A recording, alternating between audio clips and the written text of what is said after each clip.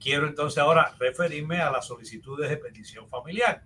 Tenemos un gráfico que muestra cuáles son las posibilidades que tienen los ciudadanos norteamericanos, en primer lugar, para reclamar a sus familiares. Son familiares elegibles para hacer la solicitud por parte de los ciudadanos norteamericanos de su cónyuge, hijos solteros menores de 21 años, hijos casados, padres y hasta sus hermanos.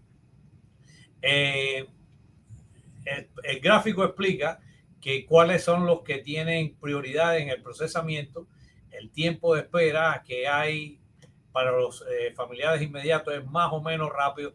Yo he oído muchísima gente que constantemente me dice, ay, sí, eso es rapidísimo, vino en 8 meses. Mire, eso es enteramente falso.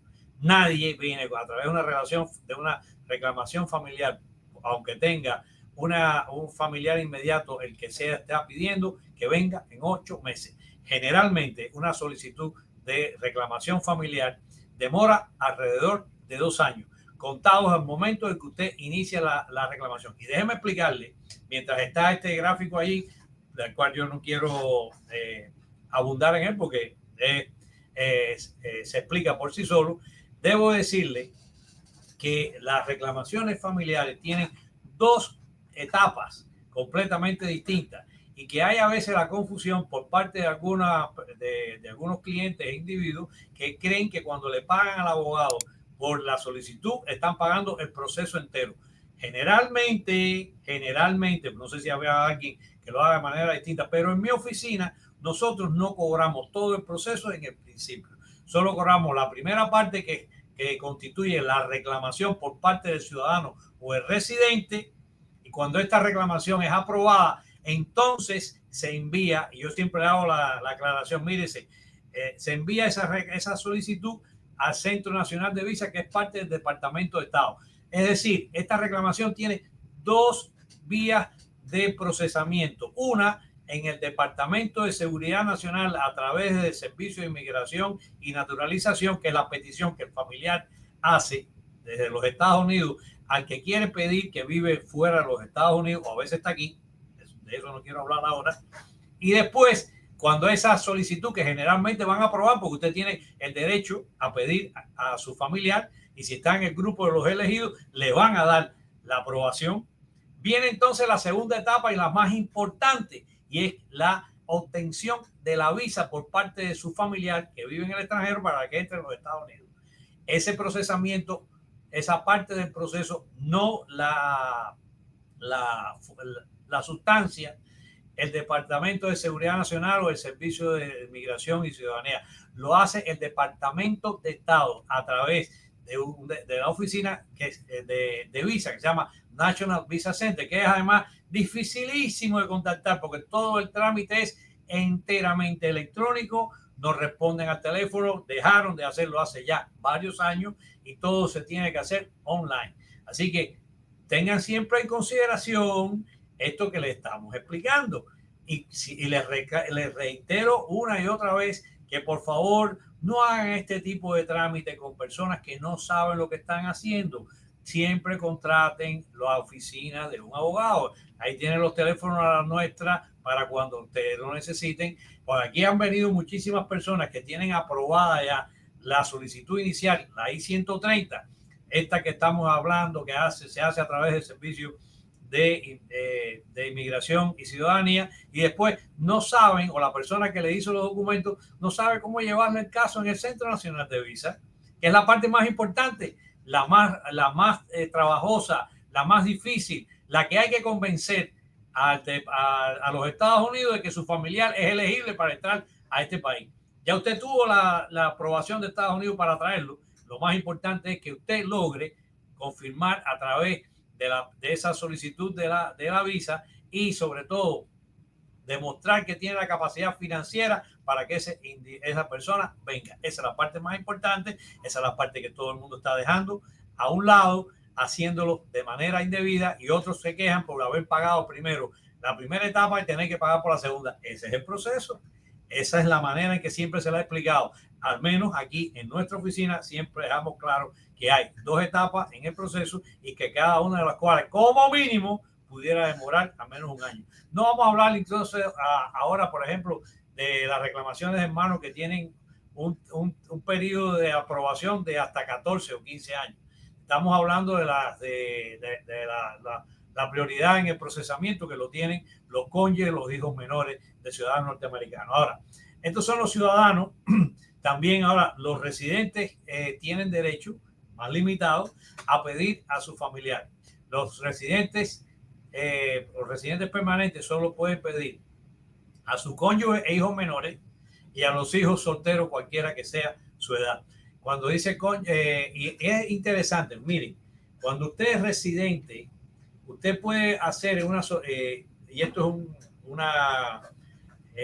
un absurdo legal, en mi opinión. Cuando usted es residente, usted puede pedir en una sola solicitud a su cónyuge y sus hijos menores, si son del mismo matrimonio. Mientras que usted, si es ciudadano, cuando hace la solicitud de su cónyuge, no están incluidos sus hijos menores. Y esto es un error que veo yo constantemente en las solicitudes familiares que hay que subsanar. Como también es un error querer continuar la solicitud de su familiar cuando usted es residente y se convierte en ciudadano. Si usted le miente al Servicio de Inmigración o al Centro Nacional de Visa y le oculta lo que ellos ya saben, porque el expediente lo tienen frente a ellos, de que usted dejó de ser residente y ahora es ciudadano, no le van a aprobar la solicitud y su familiar nunca va a venir a los Estados Unidos. Hay que tener mucho cuidado. Si usted inicia su solicitud como residente para que su familiar venga y de acuerdo a las visas y a la cantidad de visas que se otorgan por países y al momento en que se hizo, le conviene a usted todavía mantenerse la solicitud como residente, no se haga ciudadano, manténgase como residente y su familiar vendrá primero. ¿Ok? Eso es importantísimo. Lo he visto con reiterada multiplicidad, que las personas creen que va avanzando ellos de residente a ciudadano, siempre van a obtener un beneficio migratorio en favor del familiar que va a venir, y no siempre es así. Hay que tener muchísimo cuidado con los tiempos y la manera en que se hace este tipo de solicitudes. Ahora, ¿por qué yo hago esta énfasis en el día de hoy a este tipo de reclamación familiar? Especialmente ahora voy a hablar de Cuba. Bueno, porque hay un programa que no está suspendido, que fue suspendido por un tiempo, también desde el año 16 empezó a complicarse y se suspendió en el 17 cuando el ataque acústico a la embajada de los Estados Unidos en La Habana, que es el programa de reunificación familiar a través del parol para la familia cubana. Es otro tipo de parol, es otro tipo de programa que solo está vinculado a la reclamación familiar existente. Es decir, y con este programa he traído yo a toda mi familia de Cuba, a mi hermana, a mi sobrino, a más de 17 personas han venido a través del programa usando de mi propia familia, usando el programa de reunificación familiar a través del paro para la familia cubana. ¿En qué consiste este programa? Consiste en que siempre han habido 20,000 visas que no se otorgan a Cuba, no se efectúan, no se le dan a los cubanos desde el año 1980, que se acordó dar 20,000 visas a Cuba todos los años para que pudieran venir 20,000 cubanos a los Estados Unidos. 20,000 cubanos que, si son inteligentes, saben que obteniendo cualquier tipo de visa podían estar aquí un año y un día y después aplicar por la ley de ajuste cubano.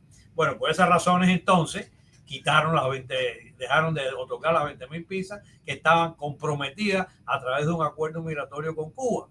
Luego entonces, en el año 2007 el entonces presidente George W. Bush, recuerden que no estamos hablando de leyes, sino formas de aplicar extensivamente lo que la ley y los acuerdos internacionales ya dan. Y es que a las 20,000 visas se podían convertir en 20,000 parol si las personas aplicaban para la solicitud de reclamación familiar y se les invitaba a participar en este programa por el cual la familia, el familiar que vivía en Cuba, que era cubano y que estaba residente en Cuba en ese momento, accedía a una entrevista para a la sección consular en aquel momento y luego después en la embajada de los Estados Unidos en La Habana para venir en vez de con una visa, con un parol, y después del año y un día entonces ese familiar podía ser elegible para la residencia en los Estados Unidos. Ese programa, repito, fue suspendido en el año 17, pero ha sido vuelto a aplicarse en los últimos años. Ha sido muy pobre la participación que se le ha dado, pero el programa sí existe y nosotros hemos tenido casos en que un padre ha pedido a su hija mayor de edad, una reclamación que demora muchísimos años en darse y completarse, más de 8 años, y después de haber sido aprobada, porque la aprobación para que tú pidas a tu hijo puede venir muy pronto, tu hijo mayor de edad, casado o no, y después la disponibilidad de visa va a demorarse muchísimo tiempo.